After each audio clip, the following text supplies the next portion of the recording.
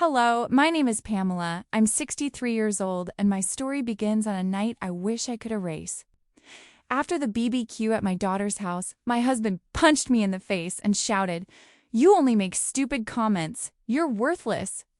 In that moment, something inside me cracked, not just from the blow, but from the cruelty in his eyes.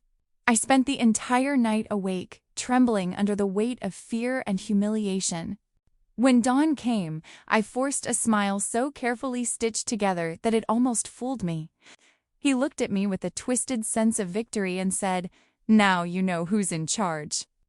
But what he didn't realize was that behind my silent smile, something else had awakened, something quiet, sharp, and determined.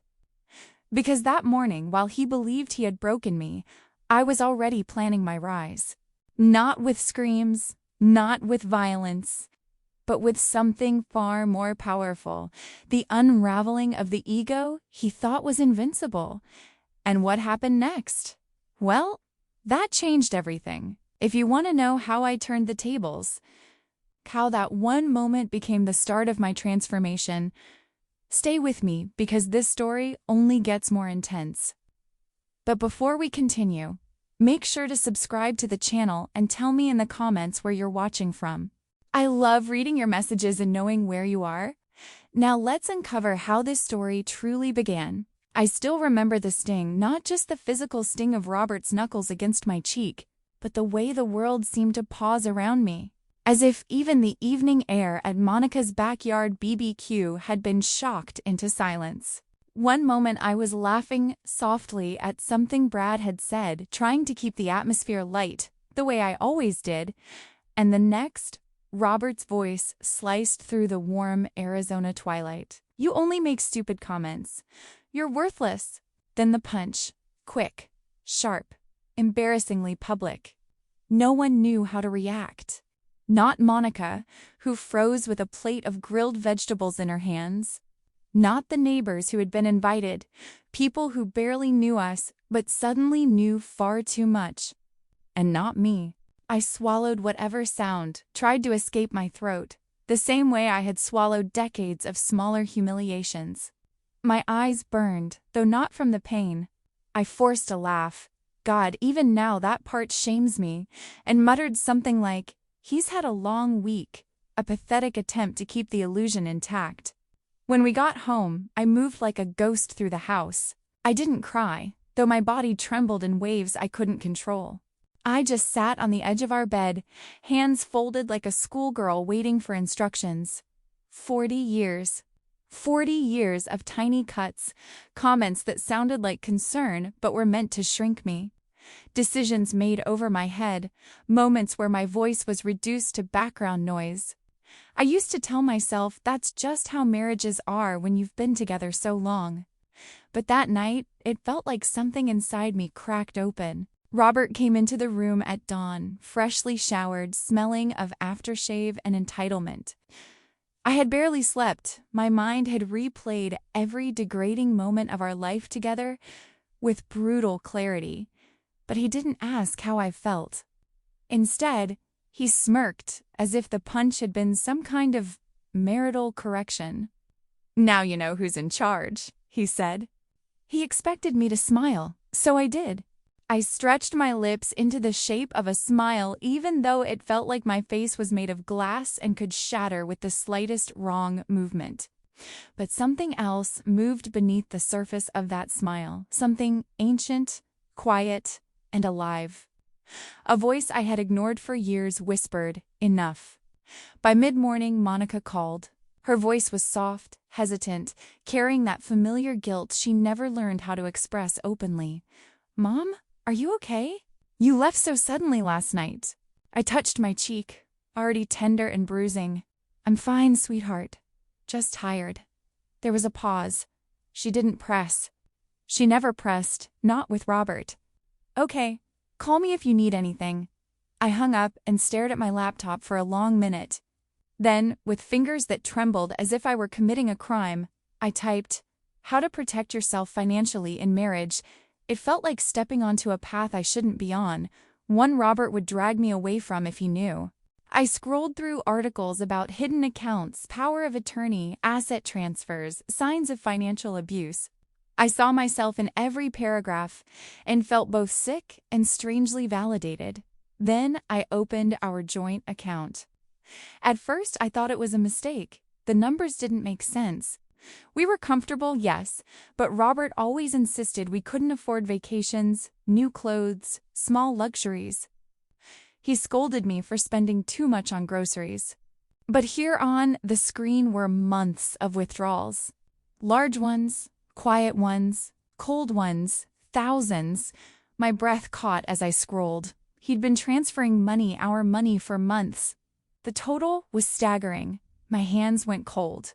I closed the laptop, opened it again, refreshing the page as if the truth might disappear. It didn't. A door inside me opened, and for the first time in 40 years, I stepped through it. Not because I was brave, not yet, but because the alternative to continue living like a shadow in my own life finally felt more frightening than leaving. I whispered into the quiet room, "What else have you done, Robert?" The house didn't answer, but the numbers on the screen did. They told me everything I needed to know. Robert left for his weekly poker night with the same ritual he'd had for years, straightening his collar, giving himself a satisfied look in the mirror, checking his watch as if the world waited for him. He called over his shoulder, "Don't wait up," in the careless tone of a man who believes he will always be obeyed. The moment the door clicked shut, a different silence filled the house. Not peaceful, charged, expectant, like a room holding its breath. I took a long moment before moving. My hands felt stiff, heavy, as if they knew what I was about to do and were warning me that this path had no return. But I opened the laptop anyway. That single action already felt like rebellion. The joint account pulled up, but I didn't stop there. My fingers were clumsy at first, clicking through tabs and statements I'd never bothered to open before. Robert handled the finances. He always said I didn't need to worry my pretty head with money. And I had accepted that out of habit, fear, and maybe the naive belief that we were a team. But tonight, I saw everything. Transfers. Regular ones.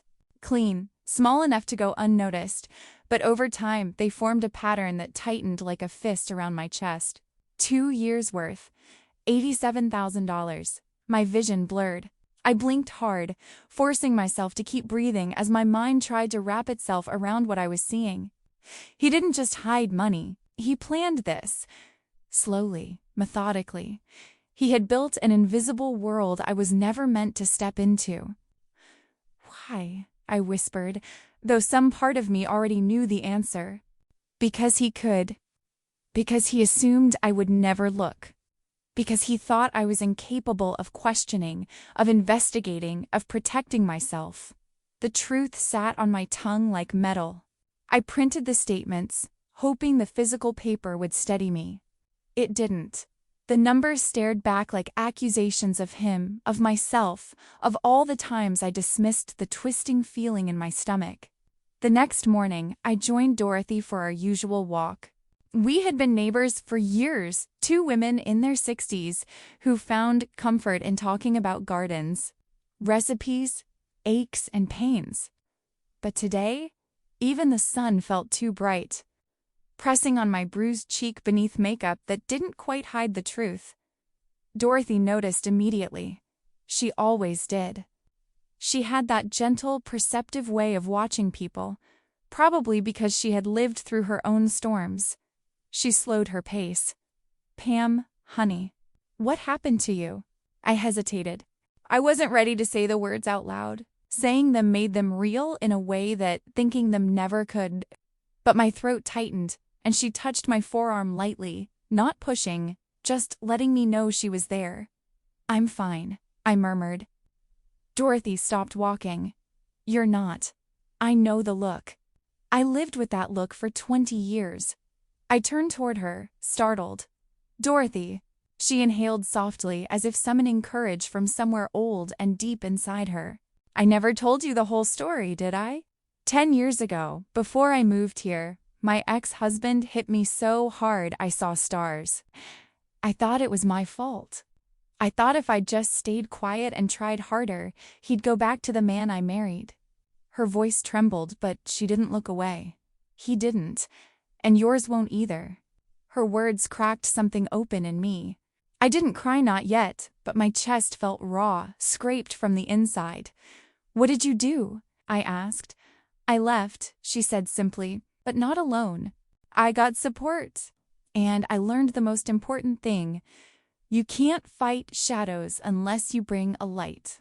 I swallowed hard. Dorothy, he's been taking money. The concern in her expression deepened, but not with judgment, only recognition. Then you need help. Real help. That's when the idea formed. Not fully shaped, not confident, but solid enough to stand. A private investigator. Someone who could see the things I couldn't. Someone who wasn't fooled by Robert's charm, his polished manners, his curated public image. That afternoon, while Robert watched football in the living room, I went into the laundry room and shut the door. I opened the small metal tin where I kept what remained of my mother's inheritance. Money Robert didn't know about. Money she had insisted I keep for myself. I finally understood what she meant. I searched discreetly for investigators and found one whose testimonials emphasized discretion and evidence-based work. Marcus Yates, former police detective, kind eyes in his photo eyes that looked like they had seen too much, and carried it quietly. I emailed him from a new account I created under my maiden name. 2 hours later, he replied. 24 hours after that, we spoke, and within 48 hours, he called back. I was kneading dough for dinner rolls when my phone buzzed. Robert was in the garage tinkering with tools, and I wiped my hands quickly, heart pounding as if I were doing something sinful instead of surviving. Mrs. Henderson, Marcus's voice came through the phone, steady, respectful, but carrying an edge that told me something was wrong. I found something. My breath stilled. What is it? Your husband owns a property in Scottsdale, he said, a condo.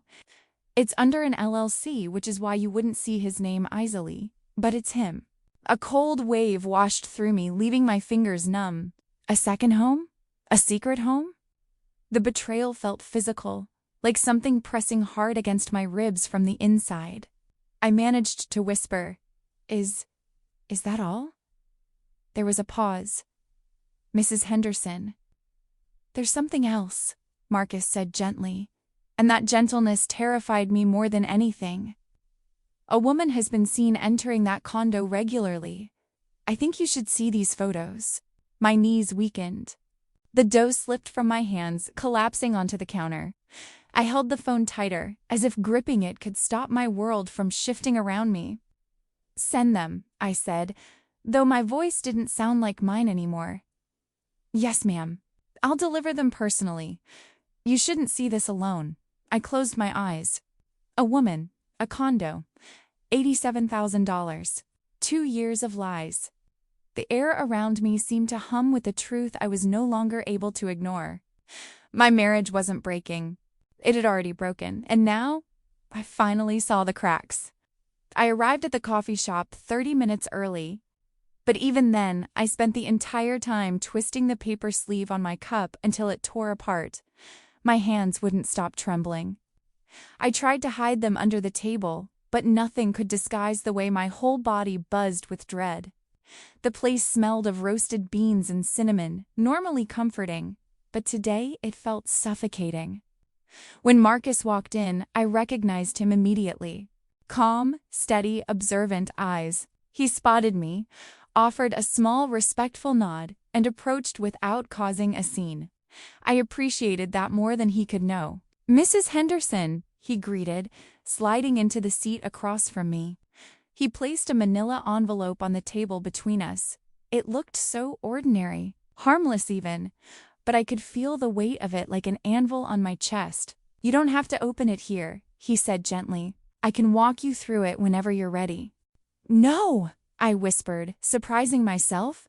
If I wait, I'll lose my courage. My fingers hesitated before touching the flap. My throat tightened, and I felt a pressure build behind my eyes. Still, I opened it. slowly, carefully, as if rushing might shatter me entirely. The first photo slid out. Robert, my husband of 40 years, standing beside a woman I had never seen before, polished, at least 20 years younger than me. Her dark hair cascaded over her shoulders. Her hand rested on his arm in a way that told a clear story. My stomach twisted. "That's Veronica," Marcus said softly. 45, works in Scottsdale. I swallowed hard. My wedding ring suddenly felt heavy, like a metal shackle around my finger. Photo after photo followed.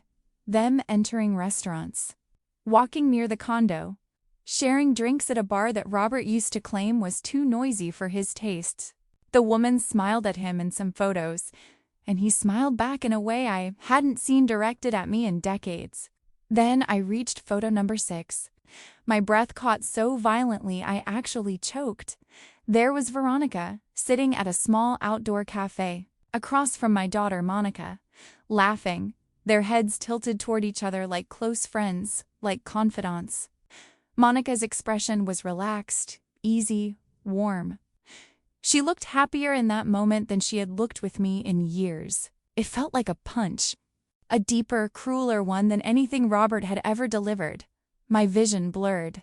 I pressed the heel of my hand to my mouth to stop the sound rising in my throat, but I still made a broken, gasping noise that made Marcus straighten, ready to intervene. "My daughter," I managed. She knew. "I'm sorry," he said quietly. "I didn't expect that part either." I stared at the photo again, my eyes tracing every detail as if understanding it might soften the blow. It didn't. It only deepened it. Betrayal has a particular sting when it comes from someone you gave life to, someone whose scraped knees you kissed, whose nightmares you soothed. I felt betrayed twice by the man who vowed to protect me, and by the daughter I had raised with tenderness, sometimes at the expense of my own needs. The tears came, then, hard and hot, blurring everything until the photos melted into meaningless colors. I couldn't breathe. My chest tightened as if the world had pressed its palm against my ribs. "I need to go," I whispered. Marcus nodded. "Take your time. If you need help with anything else, call me." I gathered the photos shakily, shoved them back in the envelope like they were something toxic, and rushed to my car. I barely made it inside before the sob came, raw, guttural, unrestrained. It shook my entire body. My hands trembled so badly I could barely dial my sister. "Janet!" I cried the moment she answered. Her voice instantly changed. Serious, steady. "Pamela? What happened? Tell me." "I can't." My voice broke. "I can't say it. I can't believe it." There was a stretch of silence, but not empty, filled with her concern, her protective urgency.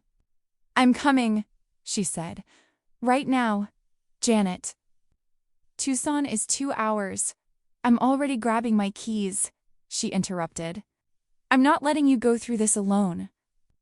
2 hours later, she burst into my living room. I was still sitting on the couch, wrapped in a blanket I didn't remember pulling over myself. She sat beside me, held my hands between hers, and waited for me to breathe. When I finally managed to tell her everything, the money, the condo, the mistress, the photo of Monica, she closed her eyes, pained but steady. "Pam, listen to me," she said, lifting my chin gently. "You cannot confront them yet."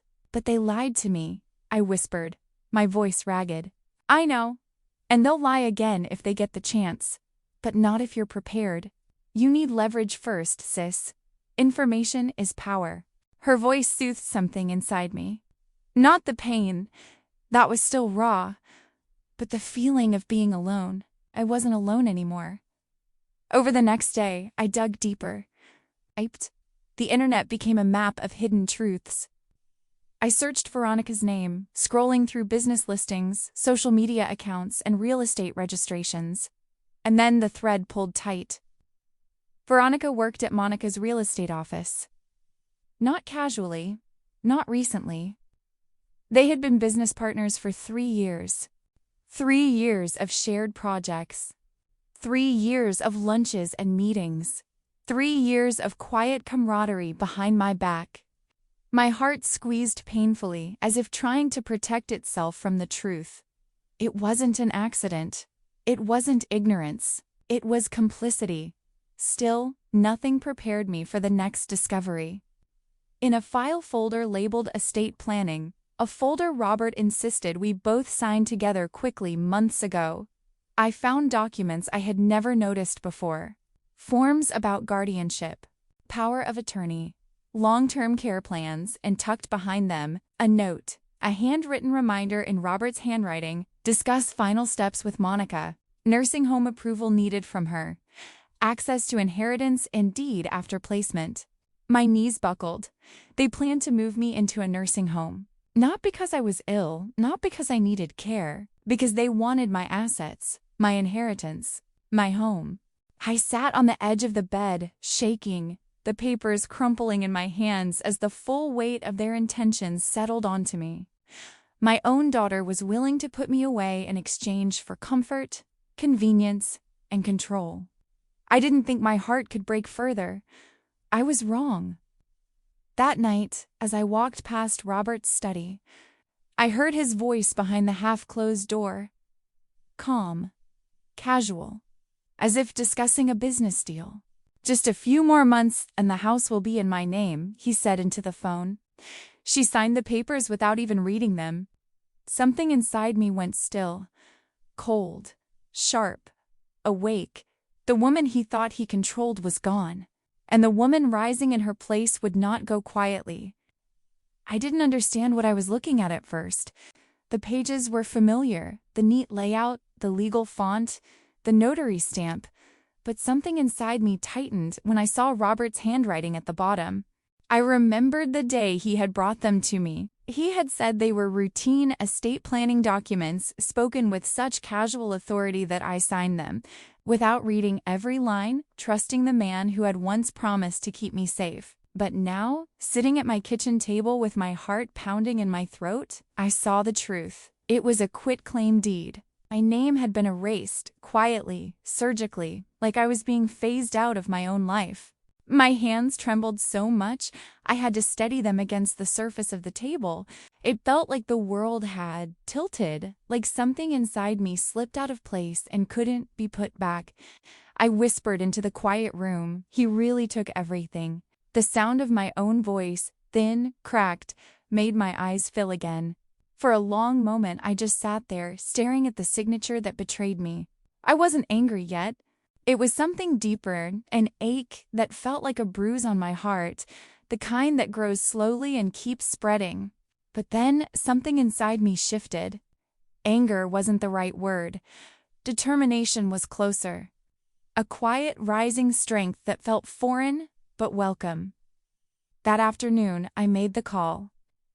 When attorney Lisa Chun answered her phone, her voice was calm and firm, the kind of voice that made me feel as though the ground beneath me might still hold. I explained everything, my breath catching, the paper crinkling in my hand, the shame and disbelief tangled in every word. "Come in tomorrow," she said. "Bring all the documents you have. We'll go through this together." The next day, sitting in her office, a warm room with soft lighting and shelves filled with thick books, I placed the folder on her desk. Lisa was 52, sharp-eyed, composed, with an air of quiet authority that made me straighten a little in my seat. She skimmed the papers with practiced precision, her fingers tracing the lines that had rewritten my life without my consent. When she finally looked up, her expression softened, but her voice remained firm. "Pamela," she said, "this is financial exploitation, and you didn't consent in any meaningful way. We can fight this, but we need to be strategic." Hearing those words, "we can fight this," made something loosen in my chest. I wasn't imagining things. I wasn't overreacting. What happened to me had a name, it had weight, and it had someone willing to stand against it. Lisa asked me to start documenting everything. Dates, receipts, photos, statements, even small details I thought were insignificant. "People underestimate patterns," she said, But patterns tell the truth. So I began. Every night, after Robert had gone to work and Monica had shut herself in her room with her headphones blaring, I would gather my notes at the kitchen table. My phone recorded whispered reflections. My camera captured documents. I organized bank statements, copies of texts, anything that revealed the pattern of control and manipulation I had lived under. At first, I felt ridiculous. Like I was training for a battle, I wasn't sure I was strong enough to fight. But with every page I filled, every fact I wrote down, I felt something change. I felt my spine straighten. I felt breath return to places inside me that had been tight for years. Lisa also suggested I look for emotional support, and reluctantly. Unsure, I attended a senior women's group at the community center. The first day, I almost turned back at the door. I wasn't used to speaking about my life aloud, not in a way that revealed the cracks. But inside, the room was warm, with a circle of chairs and gentle faces. Women who carried their own stories, their own scars. That's where I met Ruth. She was 70, with silver curls and a mischievous spark in her eyes, like she had survived storms and come out laughing. During one meeting, as others shared their stories, she leaned slightly forward and said, "My son-in-law once tried to take out a loan in my name," she said. "Thought he could fool me because I don't talk much, but I paid attention. I played dumb, let him think he had me. And when he slipped up, I caught him red-handed. Sometimes the quiet ones are the most dangerous." The whole group laughed softly, but I felt her words settle deep in me. The quiet ones are the most dangerous. It felt like she saw something I hadn't yet acknowledged in myself. After a few weeks, I found a rhythm. Morning walks, stretching, small exercises that made my body feel alive again. I took longer showers, brushed my hair slowly, applied moisturizer like an act of reclaiming the surface of my life. I made myself tea in the evenings, sat in silence without fear of the silence. Little things, but they felt like watering a dried plant. As my confidence grew, I took another step. I opened a secret bank account. I remember standing at the counter, my heart pounding as though alarms might sound. The clerk asked simple questions, identification, but my hands still shook as I signed the forms. When the account was officially opened, a strange wave of relief washed through me, a place that held only my name, my decisions, my freedom blooming in small increments. I began quietly funneling money into it, tiny amounts first, then a bit more when I could. Each transfer felt like a step toward oxygen. One evening, I spread out my research across the dining table: nursing home brochures, financial information, legal definitions Lisa had highlighted, notes about elder abandonment. I wasn't planning to go anywhere. I was gathering evidence, options, anything that showed how Robert and Monica had behaved. It helped me understand the scope of what had been happening. I was so focused that I didn't hear the door until it clicked shut behind me. "Mom?" Monica's voice froze every muscle in my body. I looked up, and there she was, standing a few feet away, eyes narrowed, staring at the papers on the table. "What is all this?" she asked, stepping closer. "Why are you looking at nursing homes?" My mind spun. My breath stalled halfway up my throat. I could almost hear the clock ticking, loud and accusing. She stared at me harder, suspicion rising in her face. "Mom," she repeated, "what are you planning?" In that instant, with the papers spread like confessions in front of me, I felt the weight of everything I had built, every plan, and knew that one wrong word could unravel it all. And I had seconds to think of something, anything, that wouldn't expose the truth. Monica's eyes stayed fixed on me, sharp and searching, and I felt the air tighten in my lungs. The papers on the table seemed to glow under the light, too exposed, too vulnerable, like they were waiting to betray me. I forced myself to exhale slowly, praying my voice wouldn't crack. "Oh," I said, smoothing the pages casually, "this isn't about me. I'm just researching options for Aunt Janet's mother-in-law. She's been declining, and Janet asked me to help her understand the costs. My voice sounded steady, almost practiced, even though my pulse throbbed at the base of my throat. Monica blinked, her suspicion flickering but not gone. Why didn't you say anything? I didn't think it was anything important. Just trying to help her out, I replied, shrugging lightly, as though my entire world wasn't folded into the documents beneath my palms. She watched me for another moment that felt like a test, her eyes sweeping the table, then drifting back to me. Finally, she nodded, though her posture stayed stiff, guarded. Okay, she said quietly, just let me know next time. She left the room, but I could feel the invisible thread connecting her attention to me, tighter than before. Something in her had awakened, a wariness, a hunter's instinct. I knew she didn't fully believe me, but she believed me enough, and right now, that was all I needed. From that moment on, Monica watched me differently. Her eyes lingered when I moved about the house. She listened for the tone of my voice when I spoke on the phone. She walked into rooms without knocking. Sometimes I would catch her looking at me with a strange mixture of irritation and confusion, as if she didn't understand why she still felt like she couldn't control every part of me.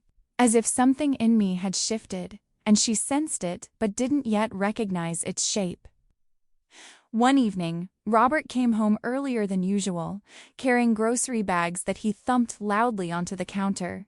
"Family announcement," he said, grinning in that way he used to before there was cruelty between us, but now it only made my stomach turn. "We're hosting Thanksgiving this year. Monica and Brad will come, and a couple of friends I invited." I felt myself nod mechanically, even though something inside me recoiled. Hosting meant work. Hosting meant pretending. Hosting meant being the woman they expected. Quiet, obedient, decorative. "Of course," I said, keeping my voice soft. "I'll make it nice." Robert patted my shoulder like I was a pet who'd performed a trick. "I know you will." Later that night, alone in my room, I sat on the edge of the bed and let the weight of it settle. To them, Thanksgiving was a stage where they could perform their perfect family facade. To me, it became something else, a battlefield I needed to cross without revealing the armor beneath my clothes. So I played the part. I wrote lists, ordered decorations, cleaned corners of the house no one would ever look at. I taste-tested recipes, practiced a smile in the mirror, coached myself to nod and hum and appear unbothered. I moved through the house like a ghost of the woman I used to be, but underneath that thin layer of obedience, something sharper glimmered. Because while they believed I was preparing for their celebration, I was also preparing for something of my own. I continued meeting with Lisa, always careful. We met in her office, in cafes across town, even once in the parking lot behind the community center. I kept the meetings tucked into the empty spaces of my days, the places where Monica wouldn't think to look. The day Lisa told me she had filed the preliminary paperwork, citing coercion and lack of proper disclosure, something in me almost buckled. "It's the first step," Lisa said gently, placing a hand over mine. "It won't be quick, but it's real." Her voice steadied me more than she knew. For the first time in months, I felt like I existed on paper somewhere as myself, not as Robert's wife. Not as Monica's target, not as a woman disappearing behind other people's decisions. Dorothy, who had become a steady presence in my life again, helped me with the next part. Late one evening, when Monica and Robert were out, she came over with a small toolkit and 2 devices she had purchased online. "You sure?" she whispered. I nodded. "I need to know the truth." We installed the cameras carefully, one in the living room, disguised inside a hollowed-out decorative vase, another tucked behind a row of cookbooks on the kitchen shelf. Dorothy's hands were steady, mine were trembling. "You're doing the right thing," she said.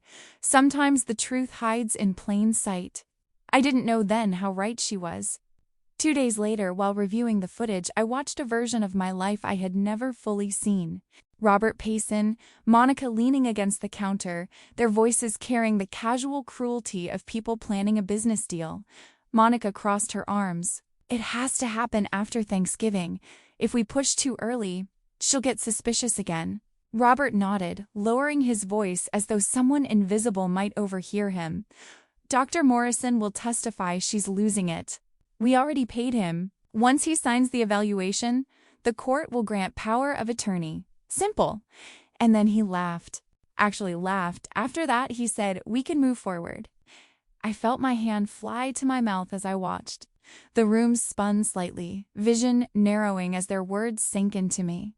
They weren't just trying to take my house.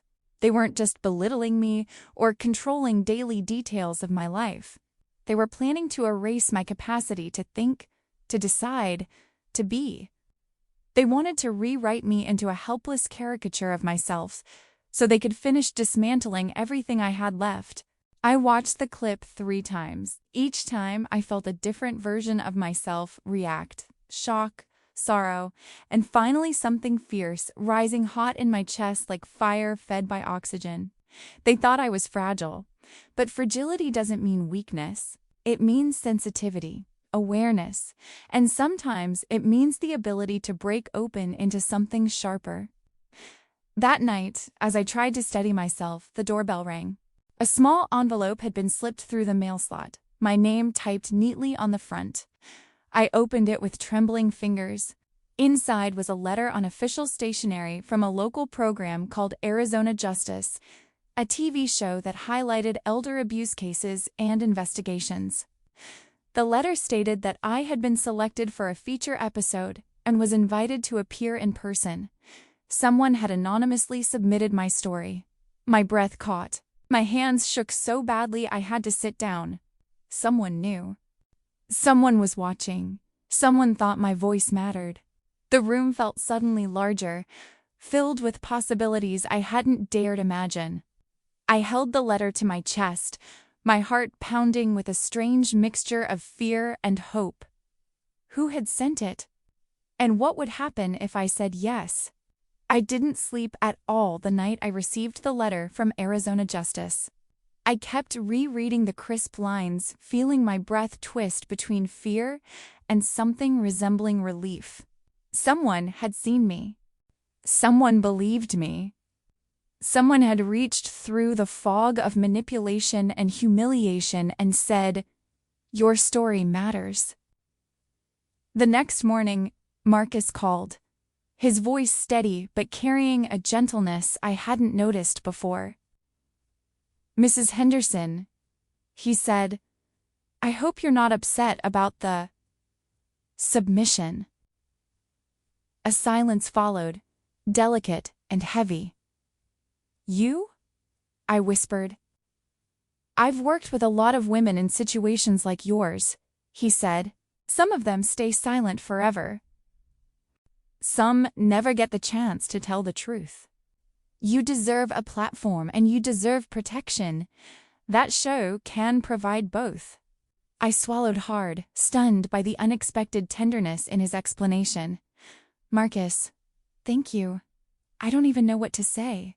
"You don't need to say anything yet. Just know that if you choose to do it, I'll be there. They'll treat your story seriously." After I hung up, I sat on the couch and stared at the sunlight crawling slowly across the carpet. 3 weeks after Thanksgiving. That would give me time to gather everything. Time to present my truth before anyone else could twist it into something else. I emailed the producer from a discreet account I'd created, using a fake name at first, then correcting it. I don't know, maybe to remind myself that I had nothing to be ashamed of.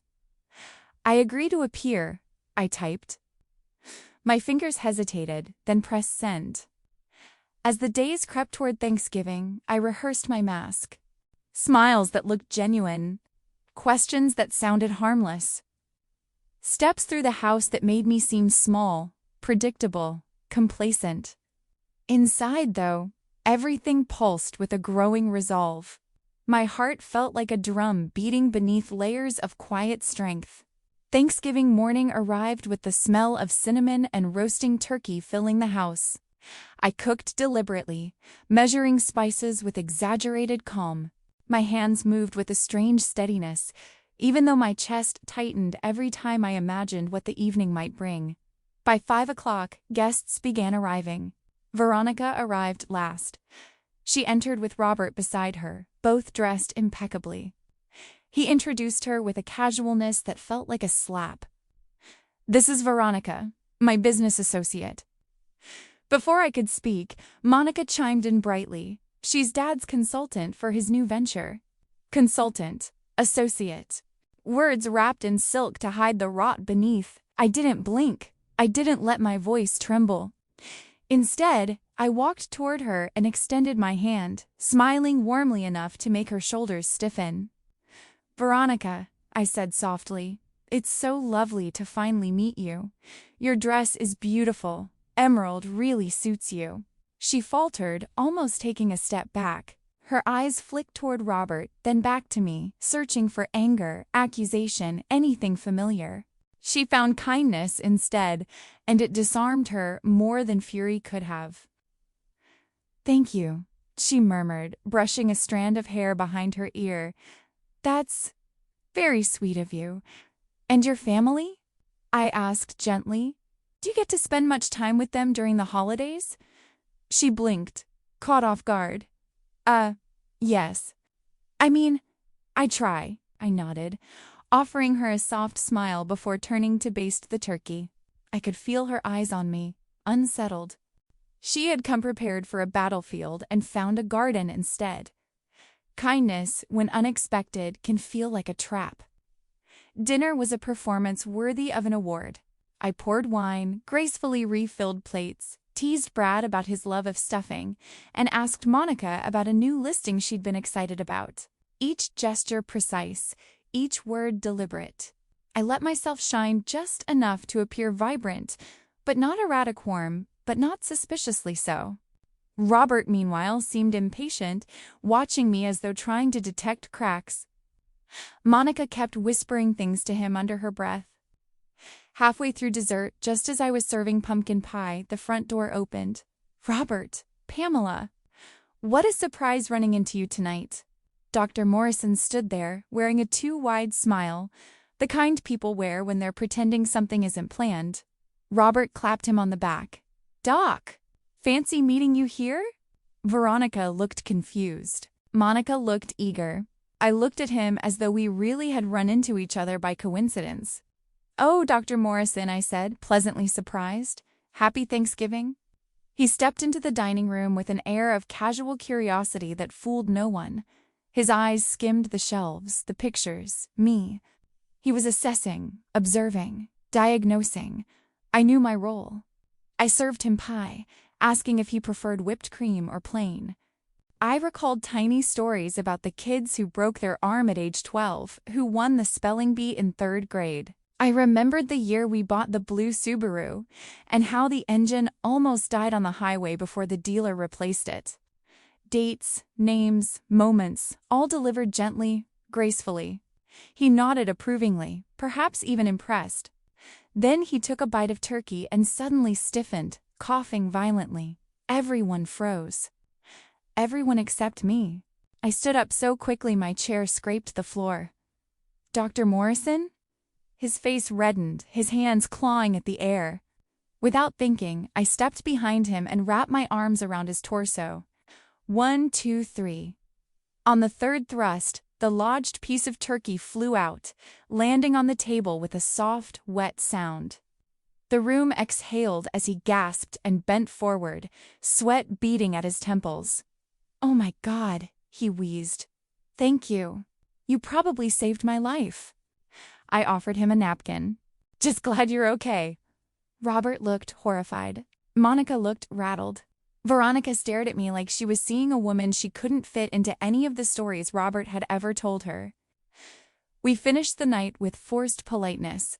Dr. Morrison excused himself early. Robert barely spoke to me.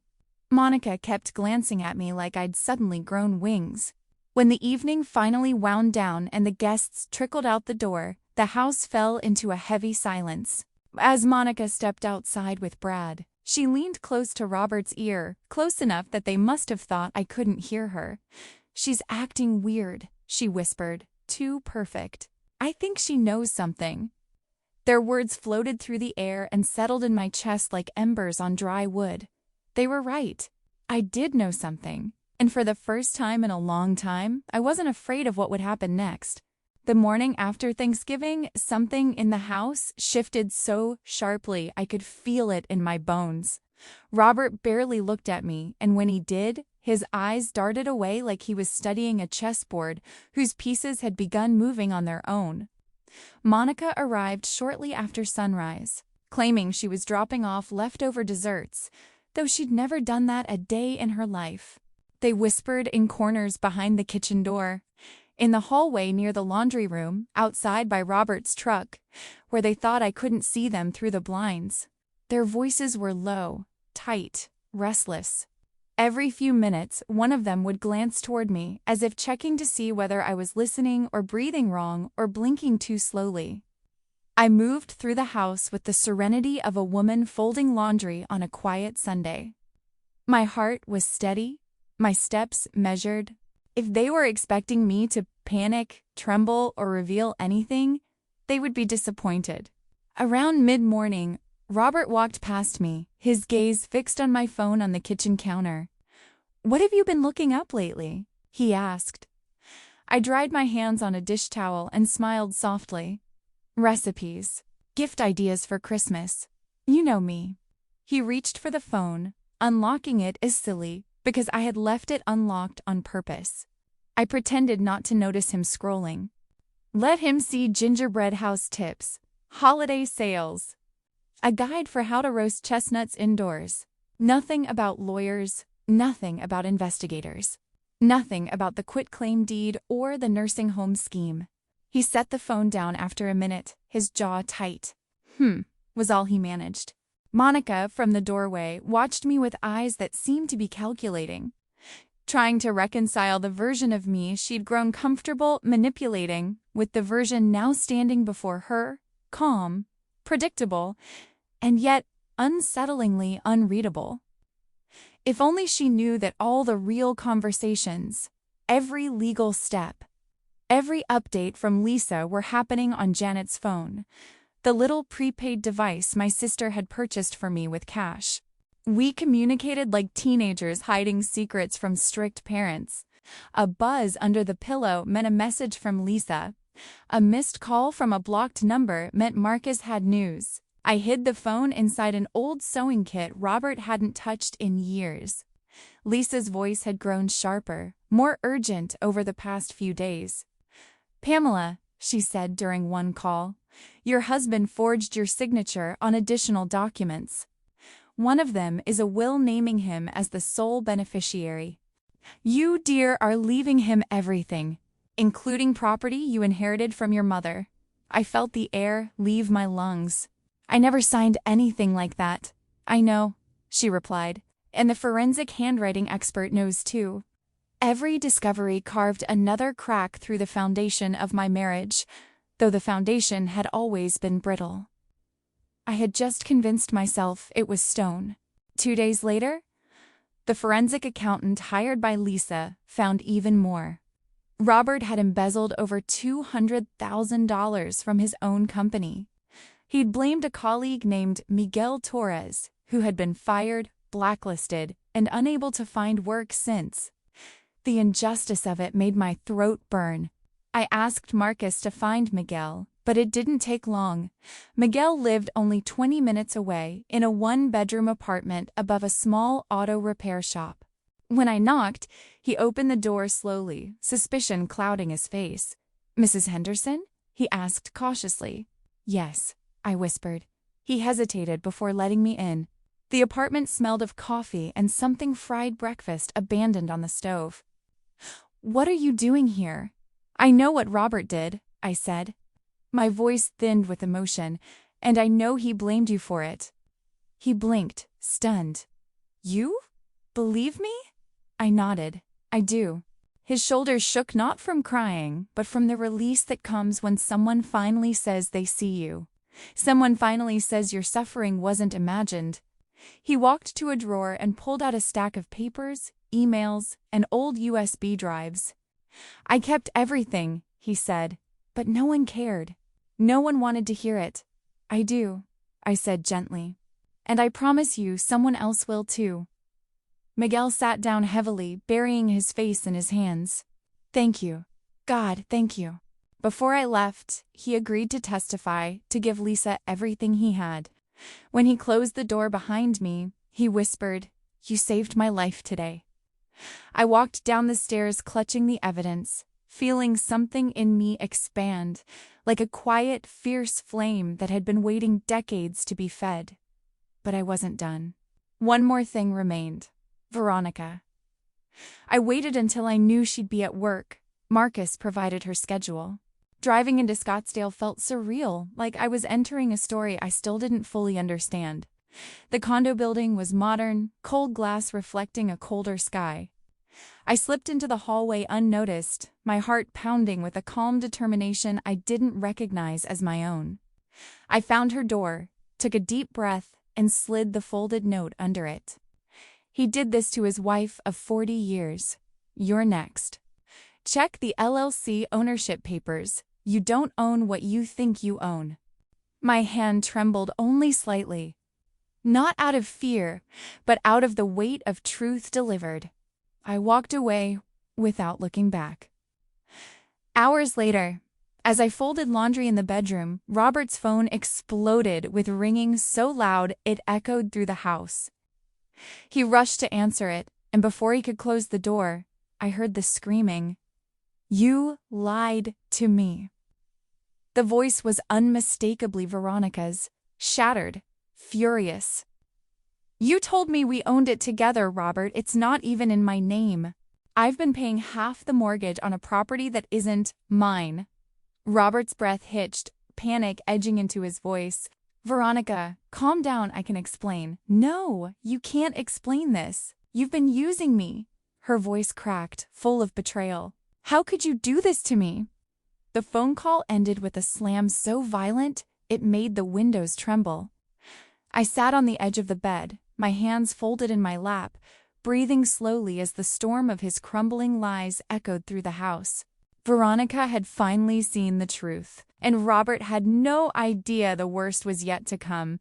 I felt the shift before I heard it, a kind of trembling in the air, like the moment before a vase tips off a table. Robert and Veronica's carefully constructed illusion, whatever fantasy they'd been nurturing, was starting to fissure from the inside. I could sense it in the tightness around Robert's eyes when he returned home late at night, in the clipped tone he used when he picked up his phone and saw her name. And then, one afternoon, while I folded the soft blue towels I'd bought decades ago, a wedding gift to myself, I heard through the thin walls of our house his voice rising sharply, then dropping to a desperate whisper. I didn't need to hear her words to know Veronica was no longer playing along. Later, Marcus forwarded me a short recording Veronica had sent in a fit of fury, her voice shaking, breath uneven, saying, "I'm done covering for you. You think I'm stupid? You think I won't blow this wide open? I saved everything you texted me, every lie, every promise, every little instruction you thought I was too blind to question." She had receipts, screenshots, bank transfers, the sort of digital crumbs only someone who had already been burned before knows how to collect. She wasn't loyal, she was scared and cornered and furious. Robert tried to intimidate her, I know that tone. The lower dash your dash voice dash or dash I, single quotes LL dash make dash you dash regret dash this cadence he used on me for years. But she wasn't me. She hadn't been conditioned over 40 years to keep the peace. And her silence wasn't bought by sentiment or history. It was transactional, and now the transaction had collapsed. The fallout seeped into our home like an invisible gas. Monica began to unravel next. Her anxiety was palpable. Every time her phone buzzed, she jumped. She hovered in doorways, eavesdropping on Robert's muttered phone calls, wringing her hands until the knuckles whitened. One evening she cornered him in the kitchen, voice cracking like thin glass. "Dad, you need to fix this. Do you hear me? Fix this before it ruins everything." My clients can't see my family in the middle of some scandal. Do you understand what that would do to my reputation? People talk, especially in real estate. One rumor and they'll go with another agent. Fix it. Fix her. Fix all of it.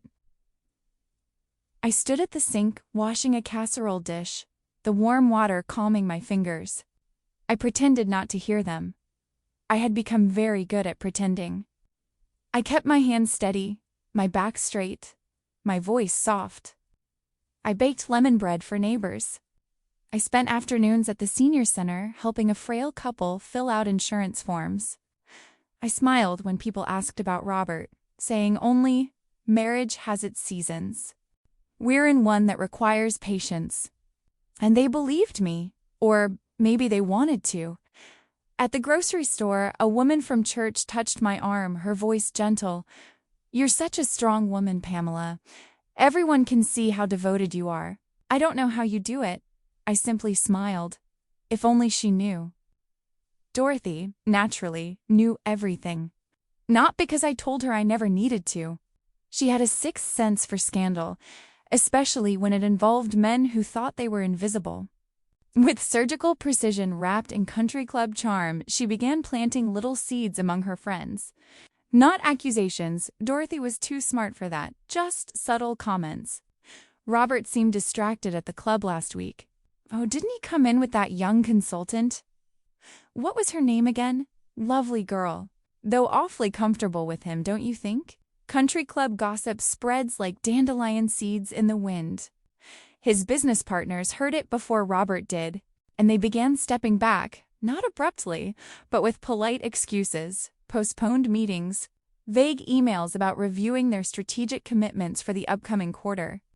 Wealthy men don't engage with scandals unless they're the ones controlling them. Meanwhile, Lisa worked tirelessly, quietly, methodically. She completed the legal filings with the precision of someone who has spent her life watching men like Robert underestimate the women they tried to break. Elder abuse, fraud, coercion. A petition demanding full asset disclosure. Every form was a blade sharpened and ready. When she called me to say the lawsuit was officially filed, her voice was both steady and warm. "He's going to lose control of the narrative, Pamela. That's what terrifies men like him. They don't know how to live without controlling the story." I exhaled, long and slow, letting the air leave me like a burden I'd carried for too long. 3 days later, the court summons arrived. I was making breakfast, scrambled eggs, lightly salted, the way Robert said he preferred them. Monica was scrolling on her phone, barely acknowledging me. The kitchen smelled of toasted bread and coffee, a deceptively peaceful scene. The doorbell rang. Robert went to answer it. I didn't turn around. I listened. He came back holding the envelope like it was something rotten. When he tore it open and scanned the first page, the sound he made was somewhere between a growl and a strangled breath. His face turned a deep, alarming red. He stormed into the kitchen, waving the papers in my face so violently the edges fluttered against my cheek. "You did this!" he bellowed. "You did this to me!" I turned slowly from the stove. I looked into his eyes, those eyes that once held love, then disappointment, then entitlement, and now pure panic. I let silence settle between us, soft and unthreatening. Then, in the calmest voice I could summon, I asked, "Did what, dear? What's wrong?" His mouth opened, but no words came. Only breath, ragged and furious.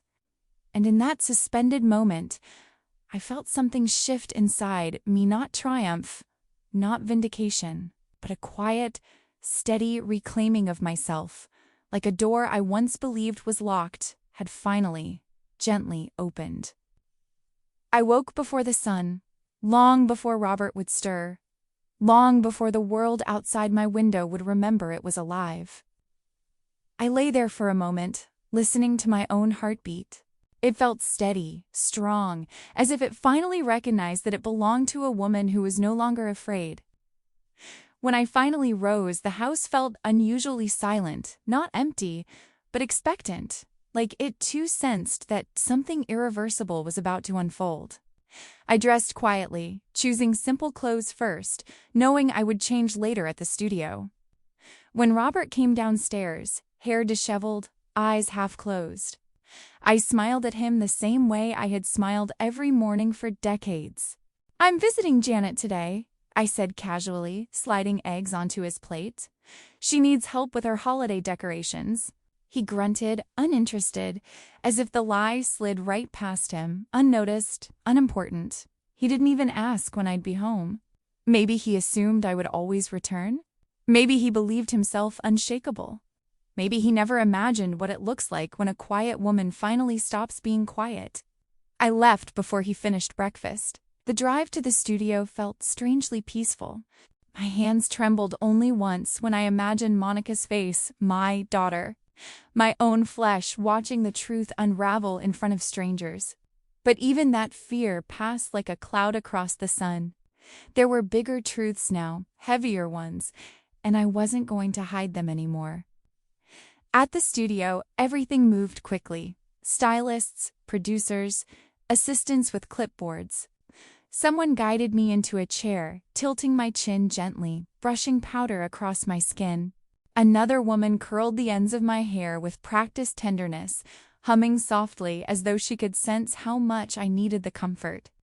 When they finished, I barely recognized the woman in the mirror. She looked taller somehow, straighter, as if her spine had been quietly rebuilt. My eyes looked clearer, too less tired, more certain.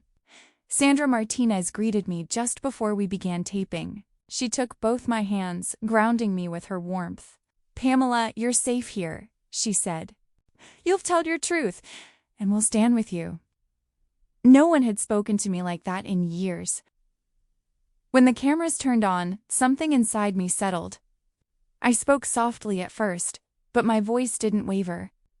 I told the story from the beginning, how kindness can be weaponized, how trust can be twisted, how silence becomes a prison when the people you love begin erasing you one decision at a time.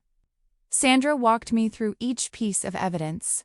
The documents Marcus uncovered, the bank statements, the forged signatures, my signatures, the photos of the condo, the receipts, the transfers. When the images appeared on the enormous screen behind us, the audience shifted in their seats, gasping softly. Some covered their mouths. Some shook their heads in disbelief. I could feel their empathy like a physical thing, warm and heavy. But nothing hit them harder than the moment Monica's image appeared next to Veronica's, my daughter, laughing at a cafe table, sharing secrets with the woman who had replaced me in my husband's life. Sandra paused. "Pamela, did you know Monica was involved?" The truth cracked in my throat before I could speak. "Not at first," I whispered, "but when I found out, it felt like losing her twice. Once as my daughter, and once as a woman who I believed still loved me." Some in the audience wiped tears. Then Miguel appeared on the screen via video call. The lines on his face told a story even before he spoke. A man who had carried shame that wasn't his, who had lived in the shadow of someone else's lies. "Robert framed me," he said plainly. "He ruined my name to protect his own.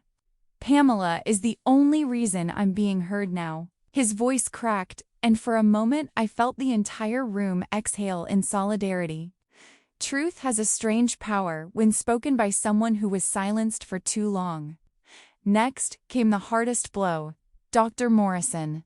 Sandra confronted him with every detail, every payment, every message, every appointment scheduled for the sole purpose of dismantling my credibility. He tried to stammer an explanation, but Sandra's voice turned sharp, decisive.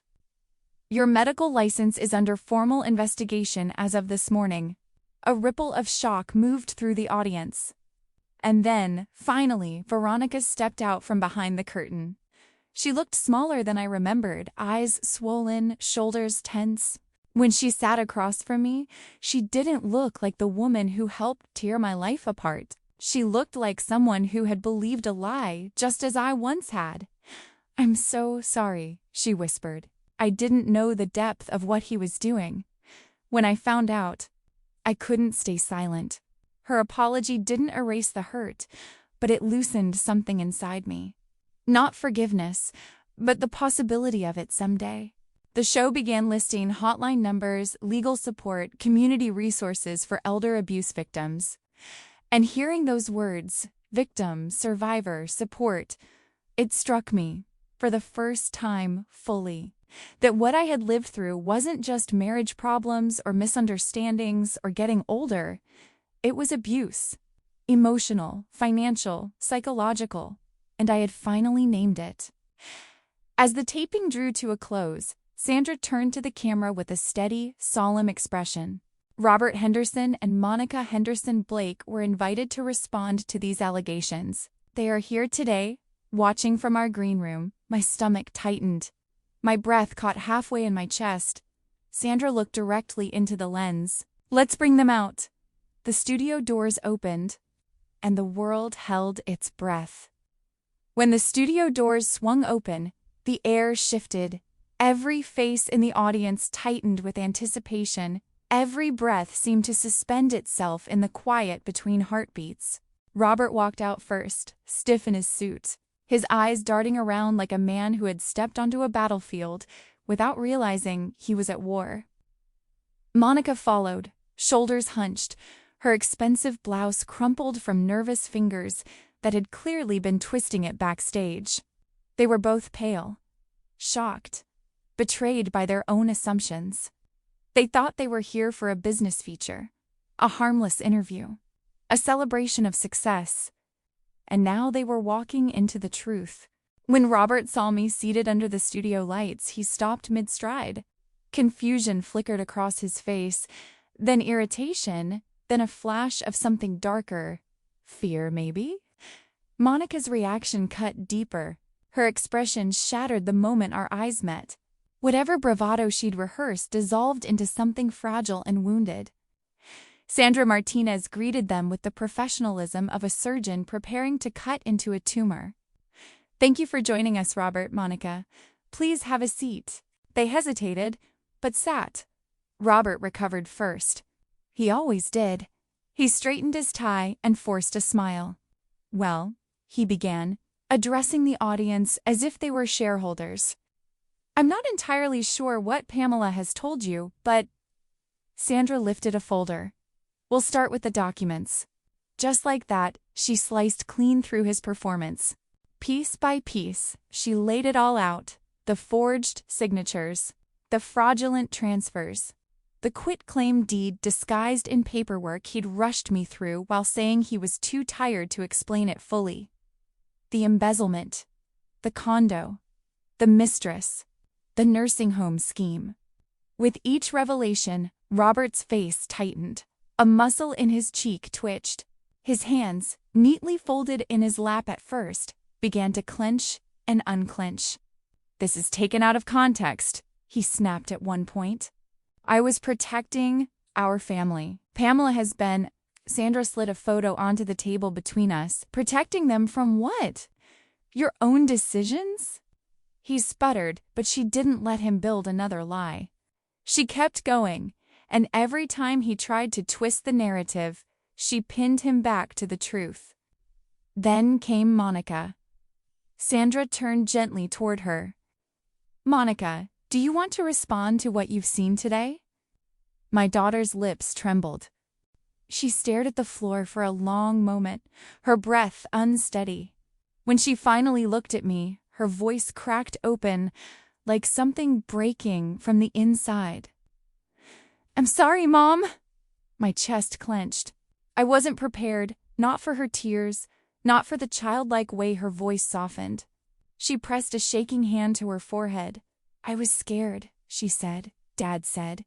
He said your memory was slipping, that you'd be safer in a care facility. And if I didn't support him, everything I built with the company would fall apart.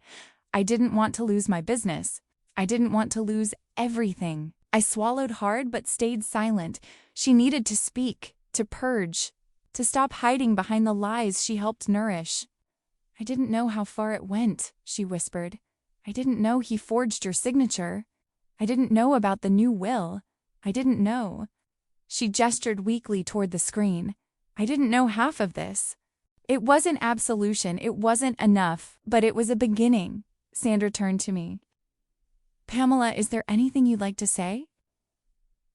I looked into the camera, the same lens that had captured 100 stories of survival before mine, and I felt something rise inside me. Not anger, not grief. Something clearer. More anchored. "I spent 40 years believing that keeping peace meant accepting disrespect," I said. My voice didn't shake. Not once. I thought loving my family meant shrinking myself to fit the space they allowed me. I said yes when I wanted to say no. I forgave things I should have confronted. I stayed silent because I believed that's what good women do. The room was silent. No shifting, no coughing, no rustling clothing, just breath held in collective stillness. "But kindness without boundaries," I continued softly, "isn't virtue. It's surrender." And I surrendered pieces of myself for so long that I forgot I was whole. A tear slipped down my cheek. I didn't wipe it away. To every woman watching who feels invisible in her own home, who feels her voice has thinned to a whisper, who thinks she has no options left, you have power you haven't discovered yet. Power doesn't always shout. Sometimes it wakes slowly, quiet, steady, unstoppable. My voice steadied even more. Use it, even if your hands shake, even if your heart breaks. Use it. The audience rose to their feet. A full standing ovation. Not loud at first, more like a wave of warmth sweeping over me, carrying strength with it. Some people wiped tears. Some clapped with fierce, protective energy. Some simply pressed hands to their hearts, and for the first time in years, I felt seen. Truly seen. Everything that came after unfolded quickly, almost too quickly for my mind to fully register. The court ruled in my favor on every count: fraud, coercion, forgery, financial abuse. Robert's business partners dissolved their ties. His reputation, once untouchable, collapsed overnight. He faced charges, real ones. Ones he couldn't charm or manipulate his way out of. Monica's real estate license was suspended pending review. She entered therapy voluntarily this time. She reached out to me again and again. Some days, I answered. Some days, I couldn't. Healing is not linear, and forgiveness is not a door you swing open because someone knocks. I divorced Robert. All of it. The house, the assets, the retirement funds fell largely in my favor. Not out of vengeance, but because I earned them, because they were always mine. And then, slowly, something beautiful bloomed in the empty spaces his absence left behind. I founded a nonprofit for elderly women facing financial abuse. Women began calling, emailing, visiting. Women who had been silenced. Women who had been tricked. Women who needed someone to look at them and say, "You're not crazy. You're not alone. You're worth fighting for." My home transformed into something new, bright, open, filled with laughter from workshops, from support groups, from late-night planning sessions with Janet and Dorothy and Ruth. And when the four of us finally traveled to Italy, a trip I'd begged Robert to take for decades, I stood on a balcony in Florence and finally understood what freedom tasted like. Now, standing in my renovated living room, surrounded by framed photos of the women I've helped and the women who've helped me, I feel something I haven't felt since I was very young. Hope. Not fragile hope, not conditional hope, real hope. I turned to the camera, my camera, the one I use now to record lessons on financial independence for older women and smile. They thought silence meant weakness, I say softly. They were wrong. I didn't lose myself. I found her. I inhaled gently, feeling the truth settle in my bones, and she's magnificent. If this story touched you, inspired you, or helped you see your own strength more clearly. Subscribe to the channel so more women can find their voices too.